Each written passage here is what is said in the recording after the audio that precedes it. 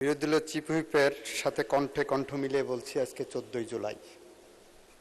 এই দিনেই স্বৈরাচারের পতন ঘণ্টা নিজেরা নিজের গায়ে ঘি ঢেলেছিলেন শেখ হাসিনার একটা উক্তি।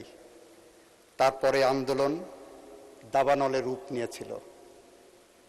16ই জুলাই 2 দিন পরে আবু সাইদ জীবন দিয়েছিলেন বুক চিতিয়ে রাজপথে। তাই আমরা বিশ্বাস করি জুলাই আন্দোলন এদেশের স্বীকৃত সত্য। জুলাই গণ অভ্যুত্থান আমাদের ইতিহাসের অবিচ্ছেদ্য অংশ হয়ে গেছে। আমরা বিশ্বাস করি জুলাই গণ অভ্যুত্থান বাংলাদেশের সাংবিধানিক আইনের পট পরিবর্তনে একটি অন্যতম মাইল ফলক হিসাবে চিহ্নিত হয়ে থাকবে যতদিন বাংলাদেশ থাকবে।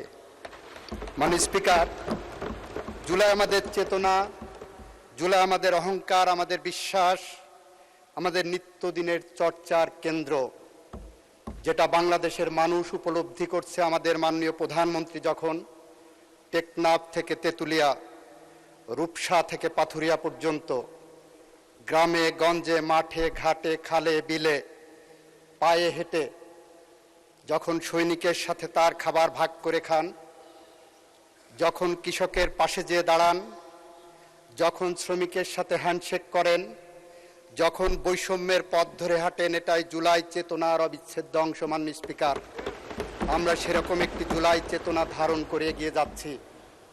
মাননীয় স্পিকার, জুলাই অভ্যুত্থানের পরে আমরা যে বিচার কার্যের পথ ধরে হেঁটেছি, আমরা কিছু ভুল, মিথ্যা, অপতথ্য এখানে আমরা শুনতে পেয়েছি, অসত্য তথ্য শুনতে পেয়েছি। আমরা দায়িত্ব নেওয়ার পরে 16টি তদন্ত কার্য সম্পন্ন হয়েছে মাননীয় স্পিকার। তার মধ্যে 12টি তদন্ত রিপোর্ট জমা হয়েছে, যেটা চার্জ ফ্রেম হবে, এবং 4টি চার্জ ইতিমধ্যে ফ্রেম হয়েছে। আমরা দায়িত্ব নেওয়ার পরে ইতিমধ্যেই 3টি মামলার সাজা হয়েছে, রায় হয়েছে, যার মধ্যে আবু সাইদ হত্যা মামলা আছে, যার মধ্যে হাসানুল ইনুর মামলা আছে, যার মধ্যে আরও একটি গুরুত্বপূর্ণ মামলা এখানে আছে, যেটা আমি ঠিক স্মরণে আনতে পারছি না, সেটা হয়েছে মাননীয় স্পিকার। মাননীয় স্পিকার, ইতিমধ্যেই আমরা শাপলা চত্বরের সেই নারকীয় হত্যাযজ্ঞের তদন্ত শুরু করেছি। ইতিমধ্যে আওয়ামী লীগের ফ্যাসিজমের সংগঠন হিসাবে আওয়ামী লীগের বিরুদ্ধে তদন্ত শুরু করেছি। ইতিমধ্যে জুলাই হত্যাকাণ্ডে সারা বাংলাদেশে যে হত্যাকাণ্ড সংগঠিত হয়েছিল জেলায় জেলায়, সে বিষয়েও আমরা তদন্ত কার্যক্রম শুরু করার পরিকল্পনা গ্রহণ করেছি। মাননীয় স্পিকার, মাননীয় স্পিকার, জুলাই হত্যাকাণ্ডকে কেন্দ্র করে এই ট্রাইব্যুনালে 590টি অভিযোগ জমা পড়েছিল। 590টি অভিযোগের মধ্যে অন্তর্বর্তীকালীন সরকারের প্রসিকিউশন টিম যাচাই বাছাই করে 109টি মামলা সিলেক্ট করেছিলেন।